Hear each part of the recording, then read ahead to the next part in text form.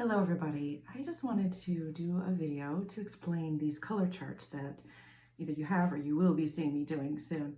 I want to explain it to my non-artist friends and then also my artist friends because this might be something that you would like to do for yourself. So well, let me just show you. You may have seen this post yesterday. I'm going to be real careful because this is not dry, and if anything should smudge it, I'll be very, very sad. So this is my first mixing color chart. So the point of this is to learn what all of my paints do when they're mixed together. And it's kind of a long process that I'm told by many, many artists that this will give me a higher mastery in my color mixing. And that's what I really want.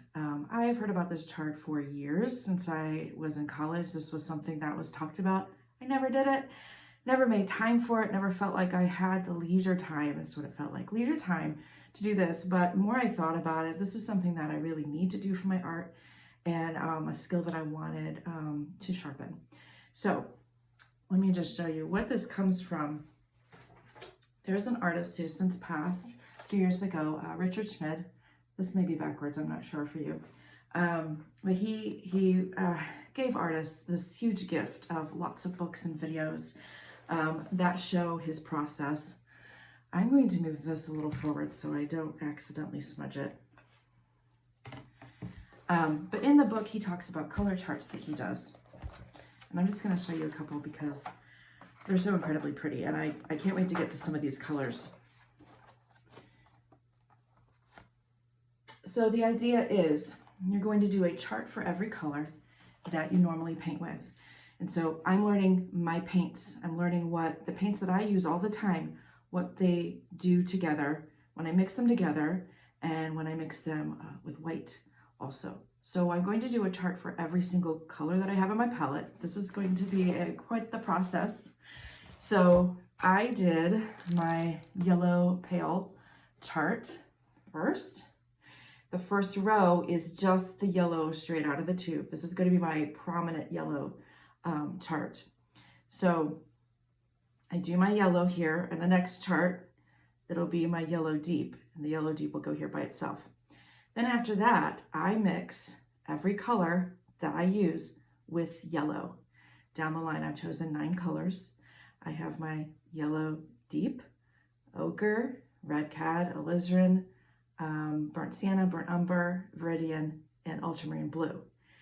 The point of this chart is that yellow is prominent because when I go to these other colors, I'm going to be mixing these colors with yellow again.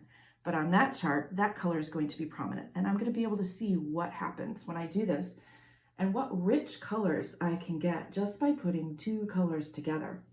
And then as you look down the chart, I'm adding white and I'm practicing. I'm learning how to mix equal gradients all the way down to just a trace of that color.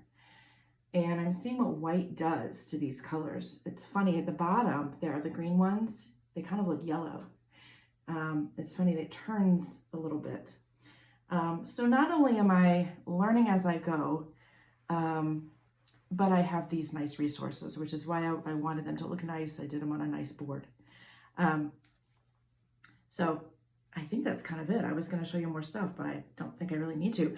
But so it's a long drawn out process. It took me about 3 hours to do last night's chart.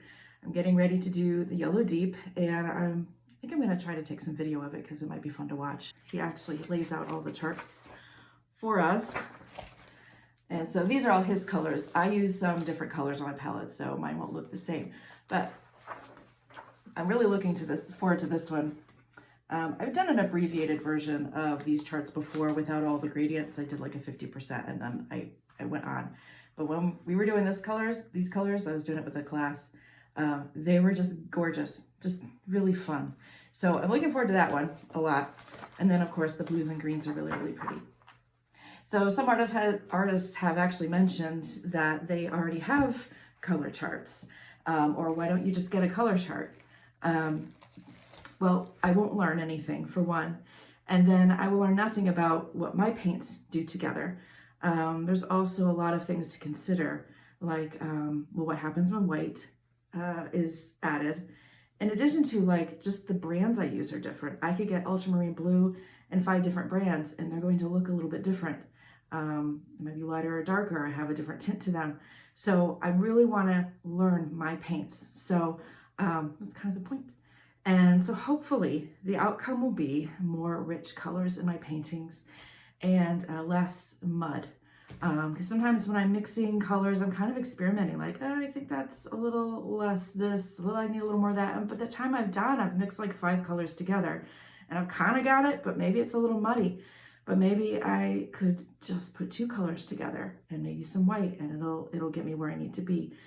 So more pure color mixing and less guessing. So I'm really excited about this process. There's a satisfaction to it. You know, these little perfect boxes. Of course, they don't look perfect at first. Let me show you the start of one of them. The first chart you do, you're not mixing, well, you're mixing white, but you're doing all the colors across and you're just mixing white in with them.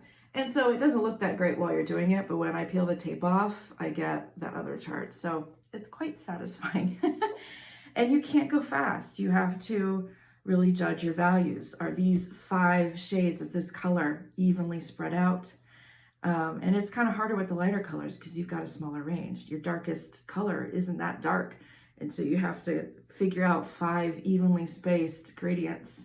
So it's just kind of a fun, low stress exercise to do.